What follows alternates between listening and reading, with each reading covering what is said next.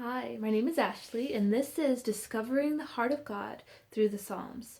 Now, the Psalms are a true gift from God as we get to read an up close and personal account of a man who faced many obstacles and yet somehow managed to overcome them all and step into his destiny. Now, King David is known as a man after God's own heart, and he was also one of the greatest overcomers in biblical history. Was that a coincidence? I think not.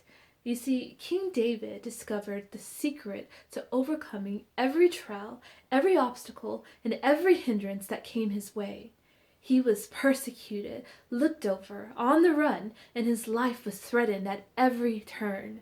And yet, he was able to discern the heart of God in every situation that he faced. He relied on God. He abided in God. He gained his strength and perseverance from God, and he truly sought his will. And that is the key to overcoming. Knowing who your God is, and knowing that you are his child, and as a good father, he will be there to give you the wisdom and the strength that you need to overcome every life situation. So let's begin. Psalm 1, the way of the righteous and the end of the ungodly. In this psalm, David is comparing and contrasting the ways of the righteous with the ways of the ungodly. In our world, it often seems that it doesn't really matter, that you can live however you want, and as long as you're a good person, then everything will turn out okay.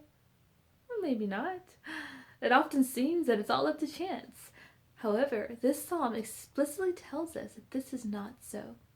There are so many blessings that come from living righteously in this world and in the world to come. Honor, peace, joy, hope, perseverance, strength, wisdom.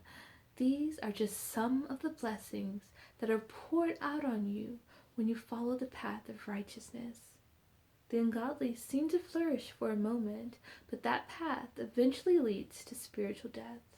Let's hear about it from David. Psalm 1.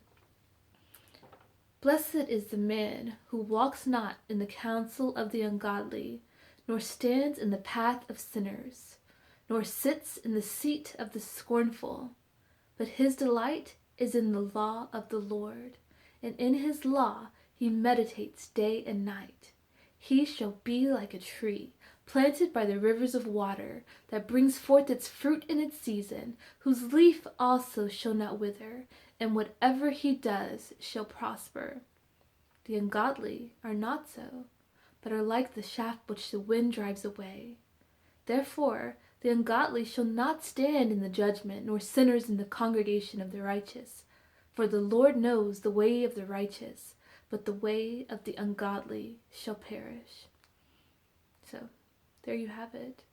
There are only two paths that you can take in this life.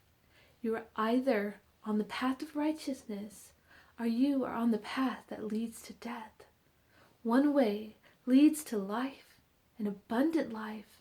The other way seems fun for a time, but it leads to a lot of sorrow, a lot of heartache, a lot of disappointment, and eventual death. So choose today, which path do you want to be on? The path of the righteous or the path of the ungodly? I say you choose life. You choose life and life more abundantly.